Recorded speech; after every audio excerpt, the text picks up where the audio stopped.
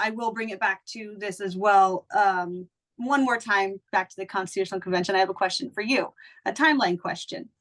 So say the Constitutional Convention at a federal level has never happened. There's no time limit on it.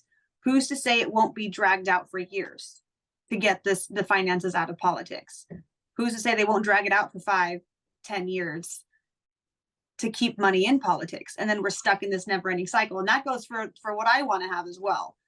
So what do you think would be the process? Like, how long do you think that would take? What's the risks of that, in your opinion? Yeah, so there's no easy answer for something like that, because no matter what solution we come to, it's gonna take forever. The issue is, I think the quickest way to accomplish that goal is to just focus on one specific issue, the issue that I think will fix all of the other ones, as I pointed out, the money and politics issue. I think that'll take forever.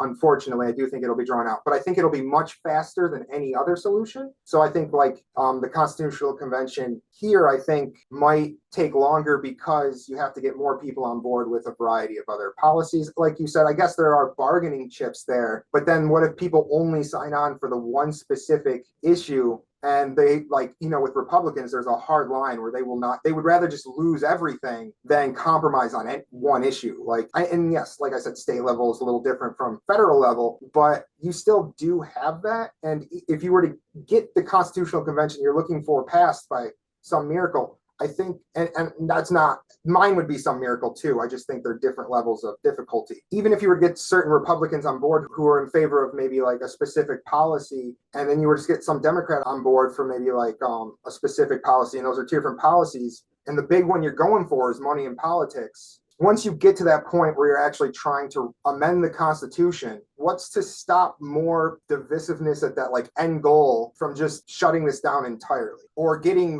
all of the worst things or all of the bad things from it? And that could help it happen with both of our approaches to it, because nothing stops them from bringing amendments to the table once it happens. Because states who are completely against it could be like, oh, well, guess what? Now that it's happening, I'm going to bring my amendment to the table with my delegate. So, it's just one of those things that it's never happened before. All we can do is assume how it would play out, and assuming things it is risky. It is a little dangerous, more than a little dangerous, especially with today's climate. I'm of the stance that we have to try something. We have to get something out, because Congress currently will not vote money out of politics unless people get out and vote and run, not just vote. I see a lot of people saying to research your candidates and vote the ones that you agree with. No one is encouraging people to run for office. They're not saying, hey, you know what? You have to be 30 to run for Senate. You have to be 25 to run for Congress. Lived in the state for this many years. No one is saying that. My platform, I'm using it to spread that message. If you want money out of politics, if you want universal health care, if you want a living wage, if you want to work for the American people, run for office and reach out to me and I will help you. We need to bring change, and that's one of the ways we can bring change faster than a drawn out Constitutional Convention. But we need to get people on board for that as well.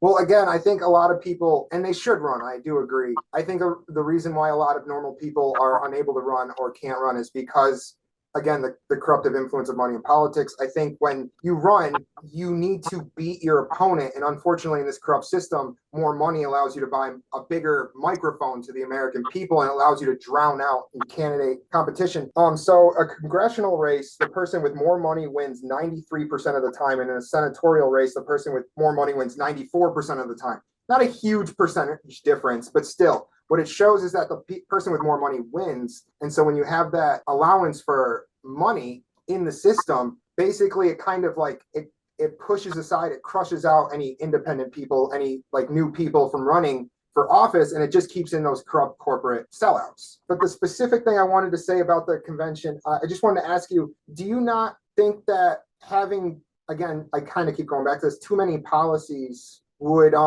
make that more difficult? So for the getting everyone to run, that's why I say to reach out to me. And I've actually been working on connecting other people who are running. Social media is a powerful tool to use to make connections and spread awareness. And if people who are running independently, I even say Democrat, run Democrat, run independent. Unfortunately, MAGA Republicans are a larger threat than the Democrats right now. So we have to make sure that we do turn the states from red as much as possible. And so I encourage people to run Democrat or independent. And if you are a poverty level citizen and you can't afford the media, then our networking and using our platforms to spread the word about each other could be a great network outside of mainstream media. Would you not be more worried about the runaway of a convention by people just bringing up their own policies when there's more policy involved, instead of like just making clear from the start, if you were to only focus on one specific issue like Medicare for all in a constitutional convention, if you made it clear from the beginning, it would be much harder at the end for somebody to bring in something new and be like, I want to amend it with this. And you'd be like, no, we made clear that it was this one specific thing. But with your thing, there's a lot of other policies that could muddy the water for other people to bring other things in if it's not clear the one specific thing it's for. Are you not worried about that more with additional policies to a convention?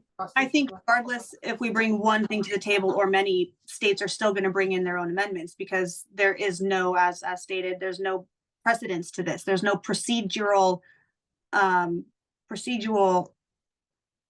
thanks words.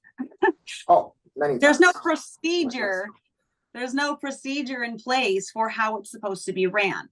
There's no rule saying if we make it clear that we're bringing this one issue to stand, that you can't bring in any others. There's nothing saying that they can't. So there's nothing to stop them from doing it, no matter how clear you make yourself in that presentation. So no matter what, that is a risk, and I recognize that risk. Okay. Might as well take the bull by the horns and get the reins in hand and say, this is what could be brought to the table. Let's tailor it to what the American people want and hit the negotiation table as hard as we can.